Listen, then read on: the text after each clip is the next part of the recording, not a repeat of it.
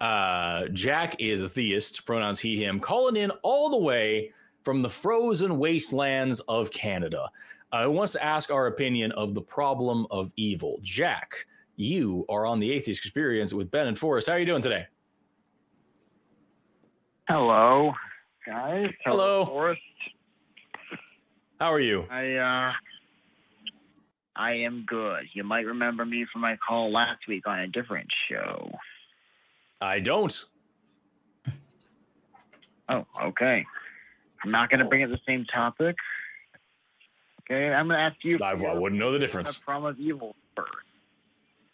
Yeah, I think it's a great argument for the fact that a God which is simultaneously all powerful, all knowing, and all good is logically impossible. There's the original phrasing by Epicurus from way back in the day. If God is all powerful and all knowing, then if God is able to stop evil but not willing, then he is malevolent. If he is willing but not able, then he is not omnipotent. He is impotent. If he is both able and willing, then there should be no evil. And if he is neither able nor willing, then we have no reason to call him a god. I would have a little bit more nuance to it than that, but I think that's a fine way to structure it. Ben, do you have a different opinion? No, I agree with that. Yeah, that's the long and short of it. It's just that evil existing in the world, pain, suffering, rape, genocide, torture, murder. If God is able to stop it and doesn't, then he's not a good person. He's not a good God. So he can either be all knowing, all powerful, or all good. He cannot be all three. All right, here's my rebuttal. Imagine if you have the power to stop somebody from smoking. You know it's going to kill them, but you still don't have the right, really, to stop them from smoking, whether or not it's bad for them. And it is. We both know it is. But you respect their right to smoke. Same thing with Jack, God and right. Jack, here's the problem. Here's the problem that's different in your scenario versus the problem of evil. Because in your scenario, we are all independent people in a world that we cannot do anything about the laws of, right? Like, we can't do anything about the fact that smoking causes cancer and all these other things. However, in the problem of evil, God made the rules, right? So if God made the rules that certain things will condemn you to hell, or if that God made rules that not having food will kill you, or a lot of the animals out there could kill you, any of that, the things that cause suffering, God created the rules that those would cause suffering. So the difference here is, yeah, I would agree with you under your example that we can't really impact each other's responsibility in their own choices with smoking and all that stuff. But I didn't make those rules. I didn't cause the cigarette to cause cancer, but God did. So how do you reconcile that point? Like, if God could have made the rules different and made things not so that they would cause suffering, why would he choose then to cause suffering if he's powerful enough not to? I have totally different line of questioning whenever you're done with them, Ben. Yeah. All right. Not going to try to preach because I don't have a pulpit. This is a show. But, I mean, from what I believe, I appreciate that. The Bible, it says that we live in a fallen world. And therefore, but who says we live in a fallen world? But Jack, who created the world with the possibility to become a fallen world? Yeah, God did that, but could God have made a world where that wasn't possible? Yeah, he could have, but it might have. Okay, so why didn't he? Free will. So why didn't he? So we could learn what evil is. So he chose. So you're saying he chose not to. He chose to choose suffering. He chose suffering to teach us a lesson, or whatever you're getting to with that. So you're following into the trap there, right? Because we're saying he had the power to, but he chose not to. Would you say that it's a good thing for God to have chosen the thing that causes suffering? If you don't mind me getting personal, when I was 20, I got very depressed because of a family member I lost. And it made me fail out of college, and I'm still finishing it to this day. Going through that made me, all that suffering made me understand just how important it is to take care of it. Jack, do you think that's not a good answer? Because especially if we're taking all of suffering into consideration, that suffering is so minor compared to what the majority of the world is going through. Like when we're talking about Doctors Without Borders, the charity we're donating to today, we're talking about babies like being killed in violence. People even who aren't in violent areas, people who are starving to death on a daily basis. There are people who just don't have enough access to food. And sometimes, even if you have enough food, not having the right kinds of food can cause you to suffer. So like, and when I say suffer, like if you've ever seen pictures of people who have no access to protein and they're just eating off of rice and corn, you can be severely ill from that and die in infancy and young childhood.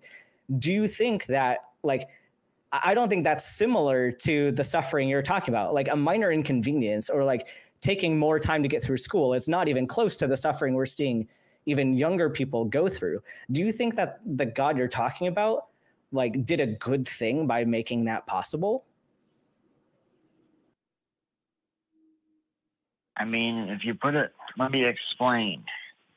It's up to the people to make sure they get the right food, and if they don't, is it? Hold on, Jack. Hold on. Is it? Hold on. Is it up to those babies to get the right food? Do you think like they can feed themselves? 10,000 children starve to death before they reach the age of 5 every day, Jack. How responsible are those babies? It's not their fault. It's the fault of the people who don't feed them correctly.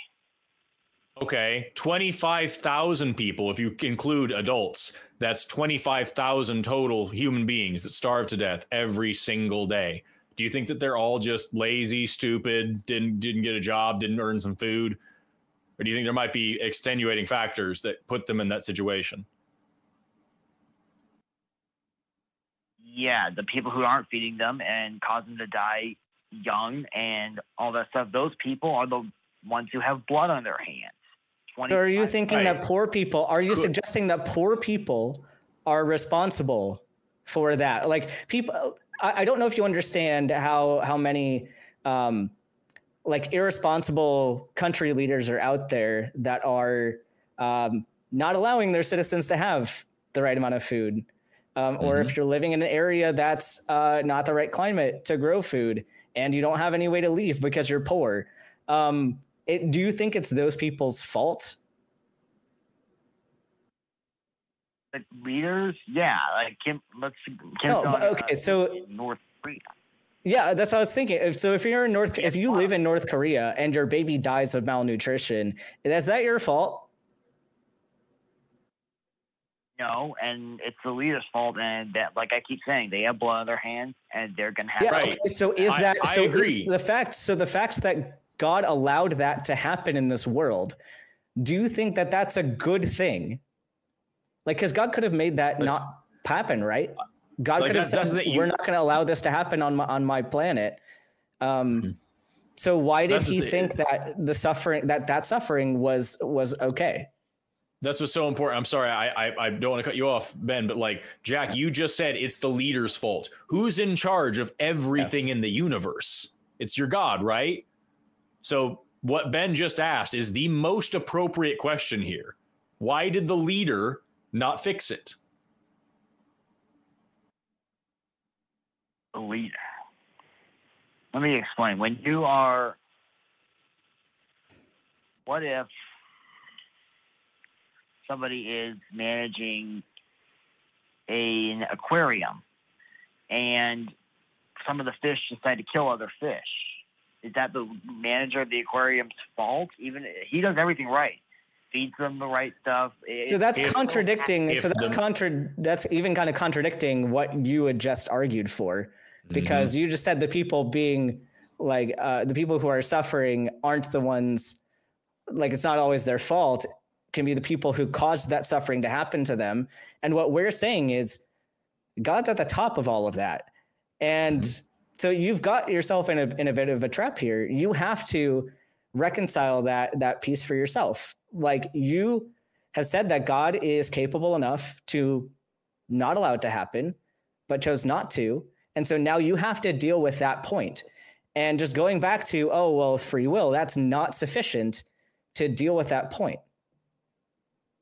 And also, I want to point out the fact that, like, we were talking about people starving and the leadership of a country, and now you're pivoting again to something else about, oh, well, fish kill each other sometimes. Yeah, if the person who's in charge of that aquarium is all-knowing and all-powerful and knows exactly what the fish are going to do before they do it, and every thought that goes through those fish's head, and also can use any amount of magic to literally change the laws of reality surrounding those fish, yeah, then that aquarist, that miraculous, amazing, magical aquarist would be responsible. So that's the thing, dude. Like, if I see evil in the world, or you see evil in the world, and we can stop it and we don't, that makes us partially responsible. That puts it on us. Your God is the most capable thing in existence. It knows of every evil thing ever and has prior knowledge. It is all-knowing. It knows the evil millennia before the evil ever actually happens, and has all power to change it. Yes. Your God is ultimately responsible. And what if he's letting it happen for a reason we can't understand? Do you believe that God actually does have a plan? Yeah, I do. Do you believe that that plan is ultimately good? Yes, I do. Do you believe that anything that happens to allow that plan to progress is, by definition, then, good? It's all part of the reason that you just mentioned. I'm sure you've heard of Leibniz and his theodicy, and that's basically what I'm going to say. Okay, so then there's no reason for you to sit here and defend these things like you have been. You should just be honest and say you think it is a good thing when children are raped. You think it's a good thing when people starve to death. You think it's a good thing when governments abuse their people. You think it's a good thing when natural disasters wipe out cities. You do, because that's part of God's plan. No. It's something that happened for a reason that you don't understand, but it's a good reason because it's part of God's good plan, and in the end, it's a good thing. That's what you just said, right?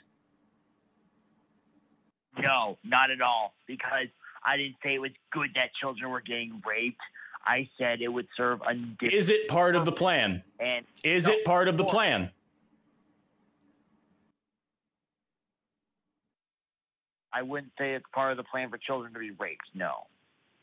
Okay, so then God's allowing things. Yeah, so then God's allowing things to happen that are. Yeah, so then things happen that are not. God isn't letting it happen. God doesn't want it to happen. These rapists are more powerful than God. They're doing things that God doesn't want to allow. I've called the police on these types of people before, so no. That's not what I asked. At all. That's not what I asked. You said I was. These people are doing things that you now say are not part of God's plan, which is contradictory to what you said earlier, but whatever. If these things are not part of God's plan, then why doesn't God correct it and get back to his plan?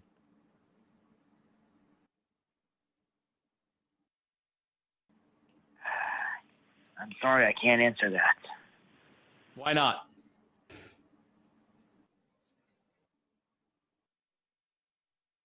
Because I don't understand everything in the world, much as I'd like to. Yeah, and so instead of looking into things and thinking about this, you've dug your heels in to give a religious answer to make yourself feel better about the fact that you can't give an answer about this. it's okay to say you don't know, but now you need to address that and not keep believing the same thing that you're believing. Something here logically does not work. You need to decide now what you're going to do with that. Are you just going to keep blindly accepting it, or are you going to address this and think, you know what, this doesn't make sense. Maybe I need to question some more. And so if you're willing to start questioning more, we can keep having this conversation. If you start digging your heels in now, I'm going to have some questions about why this isn't an issue for you. Like, you either have a God that is wanting this rape to happen, or you have a God that isn't really that bothered by it. Which is it?